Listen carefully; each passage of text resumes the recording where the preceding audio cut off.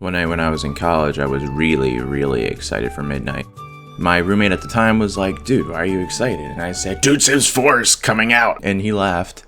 I don't think he realized I was being serious, but joke's on him because I stayed up until 5 a.m. the next morning playing Sims 4, baby! Some people have favorite game series like, I don't know, Halo, Mario, Uncharted, but mine, it's The Sims. Let's rewind back in time to my even younger days. I was like 12 and my friend introduced this game to me called Avatar High. In this game you could be a high schooler, go to a school dance, get a girlfriend, and you could put your friends in the game and it was just a great experience. I love slice of life things and I love the mundane. I loved watching shows like Friends, The Office, and One Tree Hill as much as I liked Smallville, Westworld, and The Leftovers. There's just something about cheesy slice of life stuff that I love. I've spent days of my life keeping up with characters from Dawson's Creek, Freaks and Geeks, and Gossip Girl. And I know, maybe you're like, Jesus, fleshmonk, this all sounds like trash. I agree, but it's my trash. I love teen angst and drama, and I love the way these characters are pushed around to create compelling storylines. Of course, it sounds stupid from the outside, but when you're invested, everything makes sense and it's impactful. And so when I finally got a computer good enough, I discovered The Sims 3, and holy shit, like, this was probably my first game where it just had everything I wanted or expected and more. It was so open and so receptive to creativity. There were so many outfit combinations, so many different houses you could build, and an open world. Sims 3 was just awesome. And I still remember that opening animation and that shit was so good. It was so emotionally nice too. Like, you can make and live lives that are in different stages. You can be the teen who needs to work out, or the couple who's getting married, the grandma talking to her ghost husband, and it's all in one game, baby. It's amazing. Nothing has ever matched that hype. It was the perfect storm for me. Also, please ignore any bang in the background. For some reason, someone with a hammer has decided to start hammering near my house, so I don't know what the deal with that is, but moving on. And yeah, some of my friends know that I used to love killing people in Roller Coaster Tycoon. But honestly, I didn't intentionally drown/kill a lot of my Sims. I was just so enthralled with the character creation and storyline creation. It was like I was a showrunner of my own CW drama. Sometimes I would have a dude hoeing around and popping out 12 kids with different women, and sometimes I would have 3 sisters that were all rock stars, and sometimes I would have a short-haired inventor that would just lock himself in a room, get ripped, and grow out his hair. The possibilities were endless. I'm pretty sure between Sims 3 and 4 I have like over 2,000 hours of playtime. During some summers I would wake up, play The Sims until I slept. I must have made so many little storylines I can't even remember all of them. My favorite part of these games is just playing through a family. I have a Sims 4 save file somewhere that has 8 generations of Sims. I love seeing these babies that are born grow into Sims that I control until they have children of their own. The cool thing about The Sims is that there's a lot to do, and the gameplay goals and structure all depend on you. However you want to play it is how the game will be played. It has the Marxist game design philosophy where players make their own rules like a sandbox, rather than something inherently structured.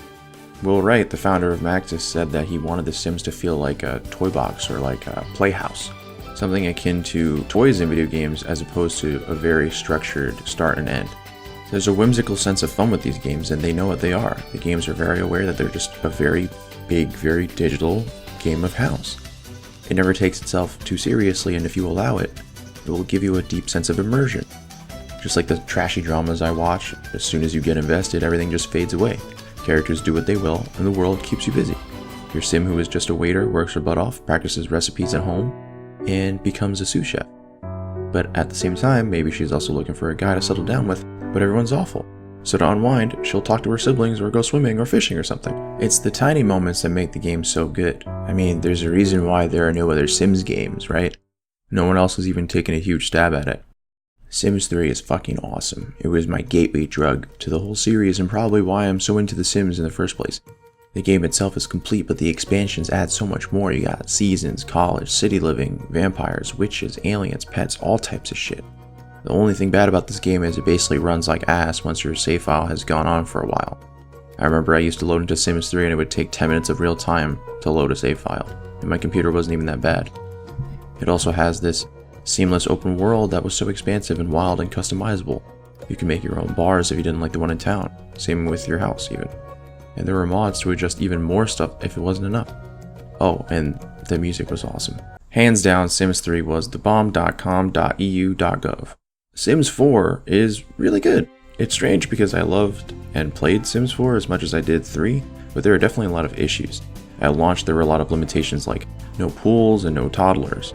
It didn't feel the most complete, and while the game eventually got patched into a more complete state, it definitely wasn't the greatest. The game looks better though, in my opinion.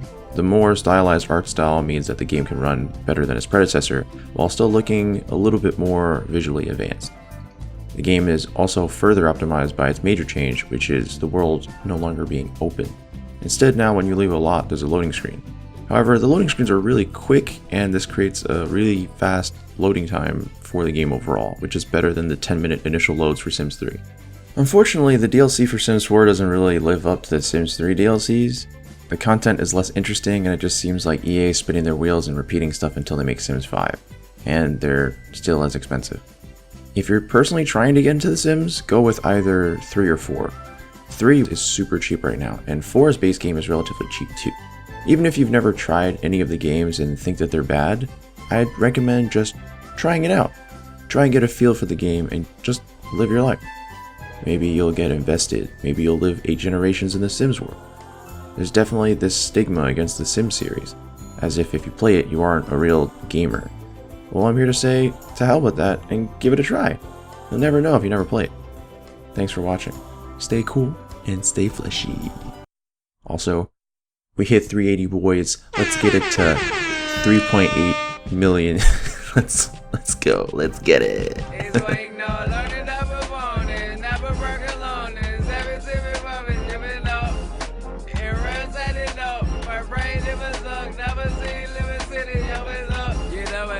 Blickers running, Bama, Bama, Bama. Blickers running, Bama, Bama, Bama. Rickers